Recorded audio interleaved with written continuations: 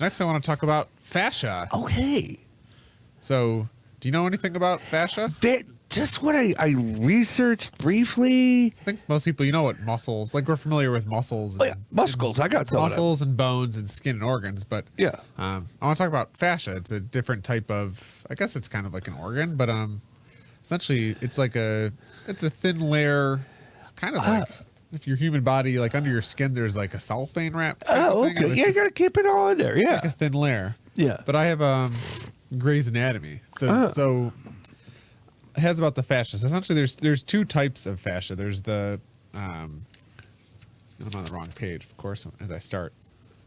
So there's two types. There's the superficial fascia, and then the I hate that. Yeah, superficial would be kind of on the surface level. But you know how when they talk about like muscle memory? Oh yeah. Oh, like if you heard the term muscle memory, yeah, your muscle memory. Yeah. It's kind of more like fascial memory. So like, you can think of the fascia as like kind of what makes all your muscles kind of like communicate. Because I think even when people work out, people kind of do now too. They do like arm day, leg day. Yeah, and that's kind of from I think it's like from bodybuilding, kind of the bodybuilding legacy of training. But it's not really how your body. I mean, you do have an upper body, but and I think there's a guy, his anatomy's trained where he talks about like the fascial meridians or the fascial lines. So essentially, and here's a picture of one of like your back line. So he talks about how your fascia is kind of all over your body. It's kind of covered on your whole, different all your packages of. Yeah, but essentially your movement is through, you move on your fascial line. So even when you're, the energy, if you're saying throwing a baseball, it comes from your arm and your hand. It goes all the way down to your body. It's all kind of connected. It's not one muscle, but it's connected through kind of a fascial line. So there's these infinite amount of like fascial lines, but I think he came up with 7 different lines. But essentially, you have like deep fascia, and then like your superficial fascia. Essentially, your muscles. You kind of think of as like the organ or like the part of your body that gives you muscle memory. So like. And so sometimes if you have pain, like say you might have pain in your lower back, it might be because your fascia somewhere on your shoulder could be really tight and pinched. Yeah. So I think just being aware of, your fascia is like all over your body. And have you ever seen like foam rollers at the gym? No. What is you ever heard of a foam roller? Foam roll. Yeah. So it's kind of like, or like a massage. When you go to a massage, they're working your fascia. So okay. Yeah. Let's see if I can pull up the video. But sometimes if your fascia is tight in one area, it might be like impinging and causing pain in another part of your body. Kind of like I'm trying to think of an analogy, like a nut or like some sort of nutting. Fascia foam roller. Okay. So it's around.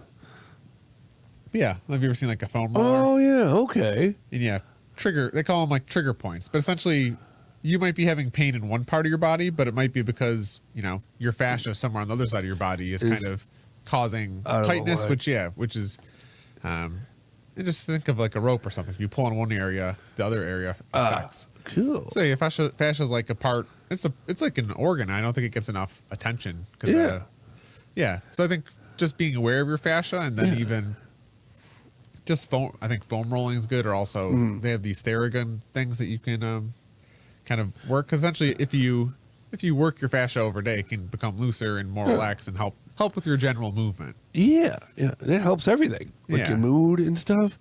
Is there any like new age kind of like thoughts about this or anything? Or I think fascia is just I think fascia is just starting to come into like general consciousness. Okay, I'd say most gym goers probably don't even know what your fascia is. Like I think most gym goers are kind of stuck into the, leg day, arm day mentality. But I think the future is moving towards, awareness of fascia. I think in the future you might start training. You see more popular to like actually train your fascial movement. Oh, it would be to be more aware of that. But I think even you see some athletes. I think Tom Brady, he has the TB12 method where he talks about, I think it's called pliability.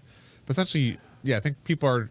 And athletes too, the elite athletes are becoming more aware. I think you'll see foam rollers now at gyms more.